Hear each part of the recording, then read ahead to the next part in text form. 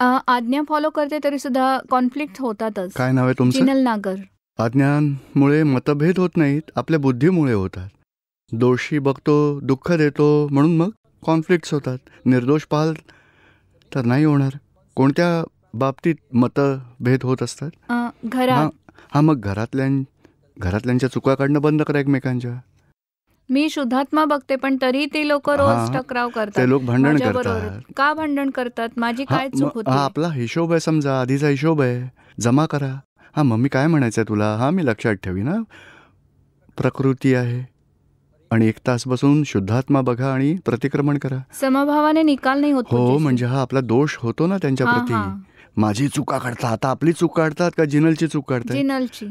मग तुम्हाला जागृती ठेवायला हवी. जिनल आपला हिशोब आहे.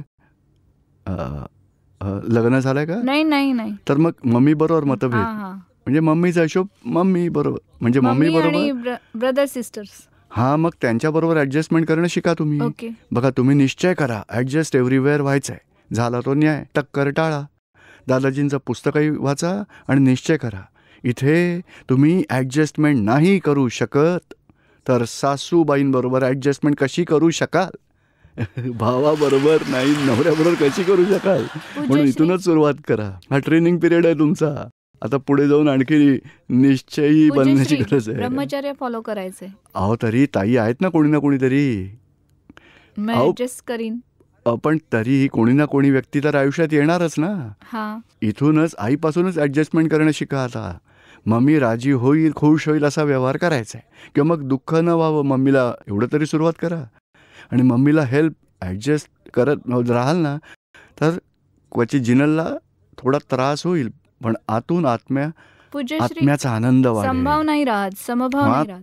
तो नाही राहत, ती आपली चूक आहे. त्यासाठी काय करू? त्यात अभिप्राय आहे, काहीतरी दोष बघतो इतरांच्यात. म्हणून प्रतिक्रमण करा आणि निश्चय करा की मम्मीकडे बघा, आफ्टर ऑल किती पॉझिटिव्ह आहेत त्या. जन्मापासून आजवर त्यांचे किती उपकार आहेत.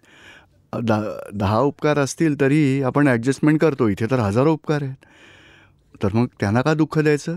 म्हणून त्या बोलतील तसं आपण न करण्यापेक्षा ऍडजस्ट करत राहू. ठीक आहे, नका 5 वेळा 10 वेळा त्यांचं म्हणणं तर आहे का.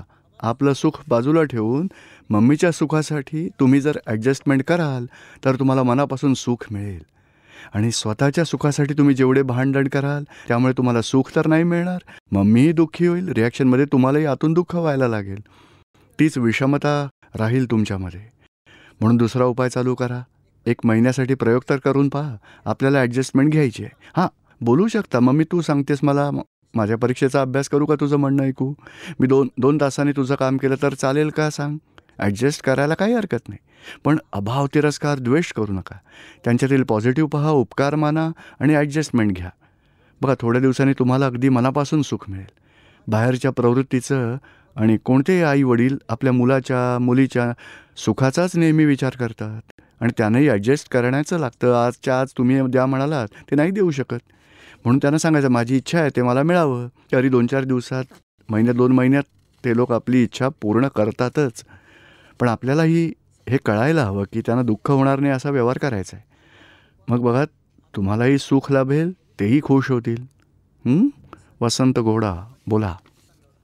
वसंत गौडा, बाबाजी, एकापेक्षा अधिक वेळा इथे ज्ञान घेतल्याने जागृतीची अवस्था वाढते का? ॲक्च्युली जागृत अवस्था नक्कीच वाढेल, पण जेवढ्या अज्ञानमध्ये जास्त राहाल तेवढीच जागृत अवस्था वाढेल. ज्ञानाने नक्कीच फायदा होतो, कारण आपण 1 तास शुद्ध ज्ञान प्रयोगावस्थेत राहतो. ज्ञानविधी वेळी जेवढ्या वेळा शक्य असेल ज्ञानविधी करणं अवश्य करा.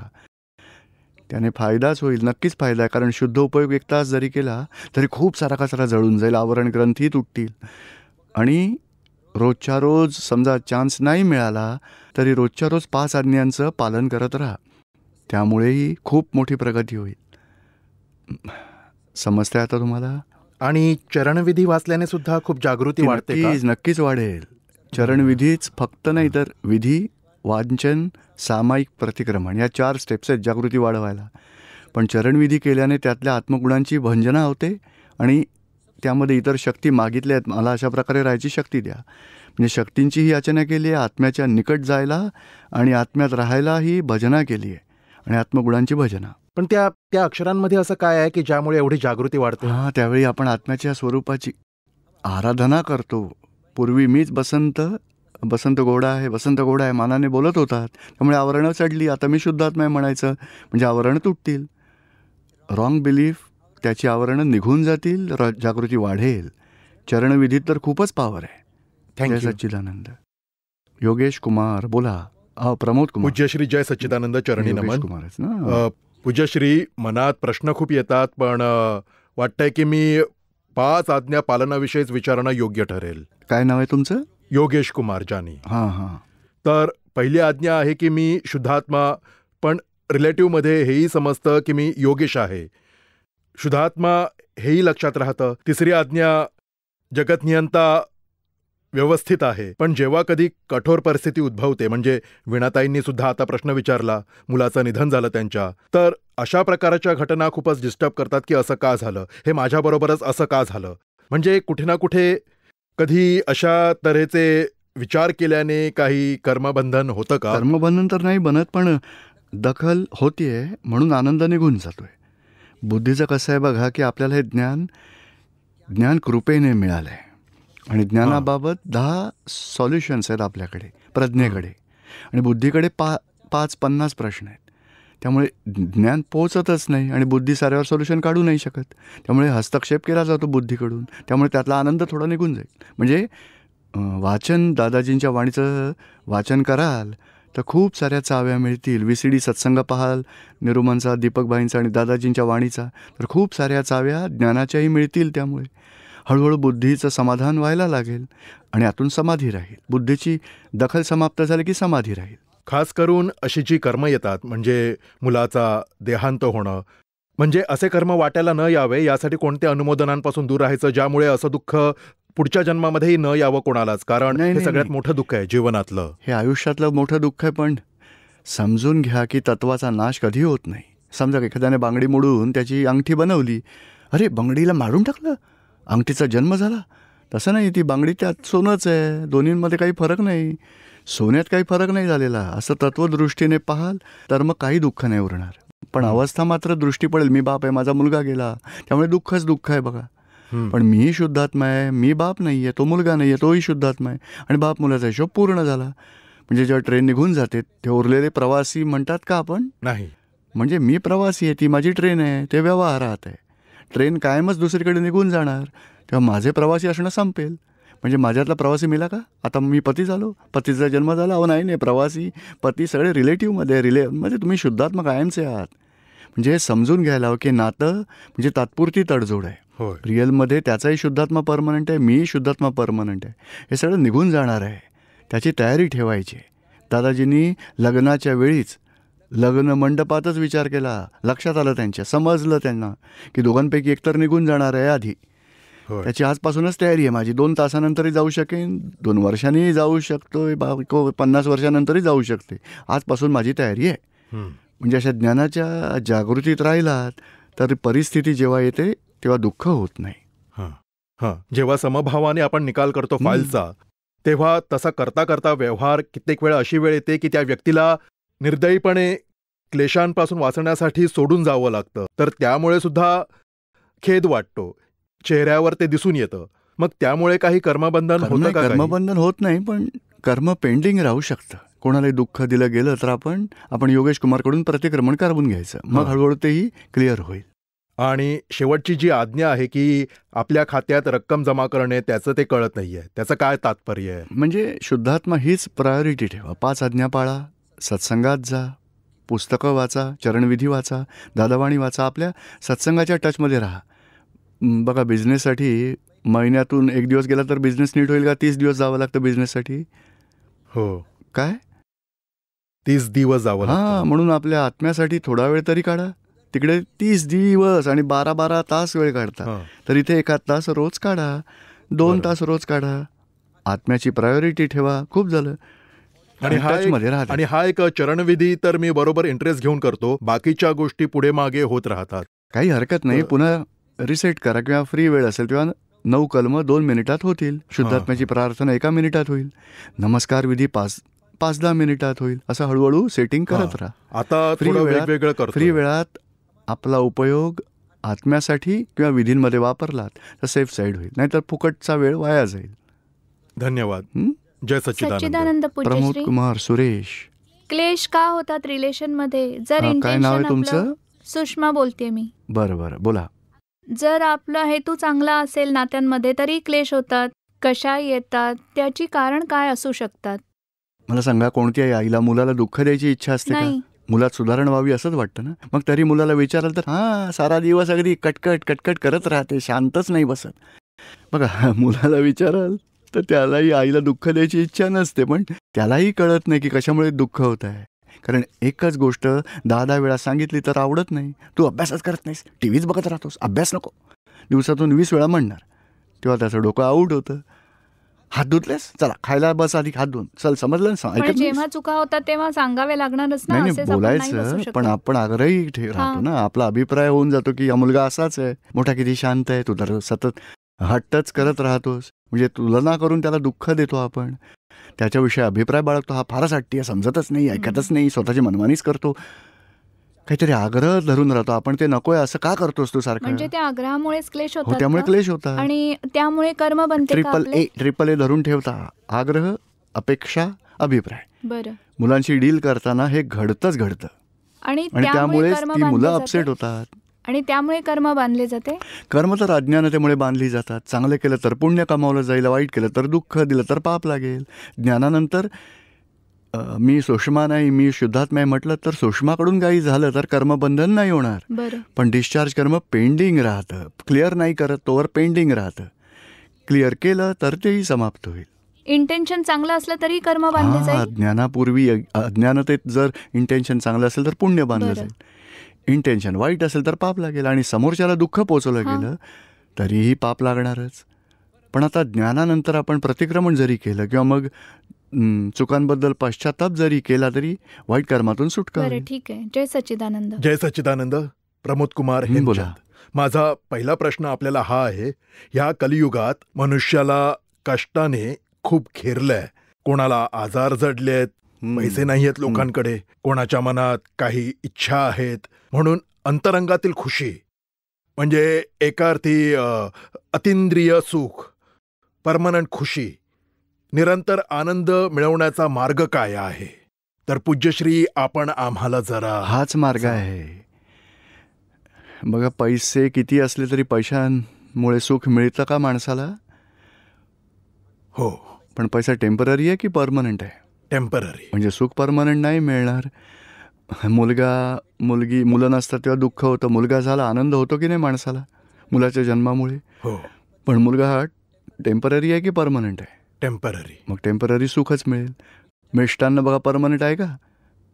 खाल्ल्यानंतर समाप्त झालं की तेही सुख टेम्पररी आहे. घरही टेम्पररी आहे, देहही टेम्पररी आहे. साऱ्या टेम्पररी गोष्टीतून कितीही सुख घ्यायला गेलात तरी ते सुखही टेम्पररीच असणार. म्हणजे जगात कोणतीच गोष्ट परमनंट नाही आहे का? नाहीये. म्हणजे नाही आहे असंच तर वाटतंय. आपण कसं काय म्हणू शकता हा देह टेम्पररी आहे का परमनंट? देह टेम्पररी. तुम्ही कसं काय सांगू शकता देह टेम्पररी आहे? कारण आपला देह विथ रिस्पेक्ट टू देह आपण परमनंट आहात. तुम्ही स्वयं परमनंट आहात. तुम्ही जे काही पाहताय ते टेम्पररीच आहे. पण या अशाश्वताला बघणारा तो स्वयं, तो मात्र शाश्वत असायला हवा. त्या शाश्वताचं जेव्हा रिअलायझेशन होतं तेव्हा परमनंट सुख मिळतं, निरंतर आनंद. समजलं का आता तुम्हाला? हो. माझा इथे त्या शाश्वताचीच ओळख पटवून दिली जाते. बरं. आणि त्या जागृतीत राहण्यासाठी साऱ्या ॲडजस्टमेंट सांगितल्या जातात. ह्या जागृतीत राहाल तर मग तर आनंद राहील. दुःखांपासून मुक्ती पहिली स्टेज आहे. हळूहळू सुखाची सद्भावना निरंतर आहे, ती शेवटची स्टेज आहे. माझा दुसरा प्रश्न आहे, कृष्णाने अर्जुनाला गीतेमध्ये जो उपदेश केला होता, नष्टो मोह, म्हणजे जे तुझे सगळे सोयरे युद्धात समोर उभे आहेत त्यांच्याप्रती जे म्हणजे मनात जे नातेसंबंधांविषयी भावना आहे, ज्या फिलिंग्स आहेत, ती समाप्त करून युद्धाला तयार हो आणि शत्रूचा नायनाट कर, तरच तू युद्ध जिंकून विजयी होशील. आपल्या इथे आता ना कोणी कृष्ण भगवान आहे किंवा तत्सम कोणी व्यक्ती नाहीये. शिवाय आपण अर्थात आपल्या रोजच्या कष्टांपासून, त्रासातून. हे बघा, तो तर मोह मी अर्जुन आहे तोच मोह नष्ट करावला त्याचा. आणि मी अर्जुन नाही, मी तर शुद्धात्मा आहे. अर्जुनाला खूप सारे नातेवाईक आहेत, पण त्या स्वयंला नाहीत, त्याचा नाही. ह्याचा त्याला अनुभव आला. तेव्हा तुम्हालाही हा प्रमोद वेगळा आहे, मी शुद्धात्मा आहे. प्रमोद तर कुणाचा नवरा आहे, कुणाचा मुलगा आहे, कुणाचा पिता आहे, कधी पॅसेंजर आहे, डॉक्टर आहे, म्हणजे हे सगळे असेल प्रमोदचं. तुम्ही प्रमोद नाही, तो तुमचा मोह नष्ट झाला तर इथे तुम्हाला परमनंट आनंद मिळेल. श्रीकृष्णाने जे अर्जुनाला प्रदान केलं तेच तुम्हाला इथे मिळू शकतं दादा भगवानांच्या ज्ञानातून. गॅरंटी आहे त्याची. बरं, धन्यवाद. प्रतिमा चेन्नई. जय सच्चिदानंद स्वामीजी. के विनायकम चेन्नई. बोला. माझा प्रश्न आहे की ममता. आपण म्हणता की जे काही आपल्या बरोबर घडते ते सारे आपल्या कर्माचे फळ ममताच असते. नाव आहे ना तर तुमचं. ममता, मग काय ज्ञानाची डेव्हलपमेंट ती सुद्धा कर्माचे फळच आहे? नाही, अज्ञानामुळे जेव्हा आपण चुकीचं वागतो त्यामुळे कर्म बनतं. आणि ज्ञान हे कर्माचं फळ नाही. हा, ज्ञानाची प्राप्ती ते पुण्यकर्माचं फळ आहे. कोटी जन्मांचं पुण्य जागृत होतं, कारण कोणत्या तरी जन्मात भावनाट केली होती की सुटायचं आहे, मोक्षाला जायचं आहे, संसारातून सुटायचं आहे. अशा भावना म्हणजे अज्ञानात जी बीजं पेरली त्याचं फळ म्हणजे अशा ज्ञानींची लिंक नंतर मिळते कर्माचं फळ आहे. आणि ज्ञानात राहणं ते कर्माचं फळ नाही, तो पुरुषार्थ आहे, आपला स्वतंत्र पुरुषार्थ. त्यातली प्रगती सुद्धा हो, ती डेव्हलपमेंट ते कर्मांचं फळ नाही आहे. त्यातून जो काही अनुभव आपल्याला येतो ती प्रगती आहे, ती पुंजित राहते, ती अनुभव दशा. काय ते फिक्स्ड असते? ते फिक्स नाही आहे. आपण जेवढं एका अवतारातल्या कर्मांचा हिशोब तो फिक्स्ड आहे. हां. पण अनुभवाचं ते मात्र कित्येक अवतारांचं कलेक्शन आहे आपल्याकडे, ते स्वतंत्र आहे, कर्मांपासून वेगळं आहे. समजते आता तुम्हाला? हां. जे आता या जन्मात आपली डेव्हलपमेंट होऊन थांबली आहे, काय पुढच्या जन्मात ती तशीच कंटिन्यू होती. आपली 300 डिग्रीपर्यंतची डेव्हलपमेंट असेल तर नेक्स्ट लाईफमध्ये 310 पासून सुरू होईल. 360 पर्यंत जातात डेव्हलपमेंट. भारतात आलो तर 210, 205, 6 अशी डेव्हलपमेंट होते. आणि पुढच्या जन्मात तिसऱ्या जन्मापर्यंत 207 पासून होईल. अशी तिसऱ्या लाईफमध्ये 208 पासून होईल. अशी जेवढी डेव्हलपमेंट झाली तेवढी पुढच्या जन्मात सातत्याने पुढे जाईल. ज्ञानानंतर सरळ 300 मिळते डेव्हलपमेंटची डिग्री. 360 बाकी राहतील. त्या 60पर्यंत हळूहळू 1, 2, 3 अवतारात पूर्ण झाली तर मग मोक्ष मिळतो. सूरज बोलतोय. शिवा कोण आहे? शिवा अध्यात्मदृष्टीने मीच सूरज मानणं ती जीवदशा आहे. मी शुद्धात्मा आहे मानणं ती शिवदशा आहे. म्हणजे आत्मज्ञानानंतर जे आहे ते शिवस्वरूप, कल्याणस्वरूप, ज्ञानी तेच शिवस्वरूप आहे. व्यवहारात कथा पुराणात लिहिलं आहे ते वेगळं आहे. पण तत्वदृष्टी चिदानंद रूपो शिवोहम म्हणजे हेच शिवस्वरूप आहे. जोपर्यंत कर्ताभाव आहे, मी केलं, तोवर जीवदशा आहे. कर्ता वेगळा आहे, मी शुद्धात्मा आहे म्हटल्यावर झाली ती शिवदशा. म्हणजे आत्मज्ञानाने शिवदशा सुरू होते. समजते आता तुम्हाला? समजते आता पूज्यश्री. आणि दुसरा प्रश्न असा आहे की जे काही मी करतो त्यात 100% प्रयत्न असतो, कमिटमेंट म्हणून नुसतं नसतं. आता उदाहरणार्थ आता सत्संगाला बसलोय तरी कायम लक्ष इथेच नसतं, म्हणजे कधीतरी भटकतच. म्हणजे कोणतंही काम असं 100% सक्षमतेने आणि पात्रता असूनही त्याप्रमाणे नाही करू शकत. त्यासाठी आवश्यक आहे स्थिरता. आता टी व्हीवर मूवी बघताना तेव्हा आपलं चित्त विचलित होतं, चित्तवृत्ती. पण चित्तवृत्ती विचलित झाल्याने अस्थिरता उत्पन्न होते. म्हणून स्थिरतेसाठी चित्ताची शुद्धी करायला हवी. म्हणून शुद्धीसाठी एक स्पेशल उपाय आहे दादाजींचा. दादा भगवानांचा असीम जय जयकार हो. म्हणजे कानाला ऐकू येतील, डोळे बंद करून शब्द वाचायचे. दादा भगवानांचा असीम जय जयकार. एक अक्षर वाचून डोळे बंद करून म्हणायचे. त्यामुळे चित्ताची एकाग्रता वाढेल आणि हळूहळू स्थिरता वाढेल, चित्ताची शुद्धी वाढेल. एकाग्रतेमुळे आपली स्थिरता वाढून कामं सिन्सिअरली पूर्ण होतील. डिस्टर्बन्स समाप्त होईल. बघा, ही सगळी लोक म्हणत होती की मला आवडतं, ठीक नाही वाटत, वाईट वाटतं, मला काहीच वाटत नाही तसं. म्हणजे ह्याचा अर्थ काय? नाही, ही बुद्धी चित्र बिघडल्यामुळेच अशी स्थिती होतीये. जास्त बिघडलं तर काय हितकारी आहे, कशात अहित आहे ते समजतच नाही. पण एवढं समजून घ्यायचं की सगळ्यांना फायदा होतो म्हणजे नक्कीच फायदेशीर काहीतरी आहे, येणं गरजेचं आहे. कारण आपली बुद्धी समजू नाही शकत म्हणून ते पेंडिंग ठेवायचं. नंतर हळूहळू अनुभवास येईल. मग अनुभवाची ही कक्षा तुमची वाढेल, त्यामुळे शक्ती येईल आपल्यात. धन्यवाद पूज्यश्री. सुरेश, प्रतिमा, के विनायकम, बोला. पूज्य श्री विनायकम चेन्नई. हो, बोला. मनुष्याला मृत्यूनंतर मुक्ती मिळाली आहे हे आपल्याला कसं कळेल? तो निघून गेला मोक्षाला, तर आपल्याला कसं कळेल म्हणताय? हो. अहो, देवी देवता तर खूप खुश होतील निर्वाण झालं की. यावेळी तरी होणार नाही कोणाचं. भगवान महावीरांपर्यंत ऐकलं होतं, नंतर बंद झालं. कारण आता कळणं भगवान महावीरांच्या वेळी व्हायचं निर्वाण.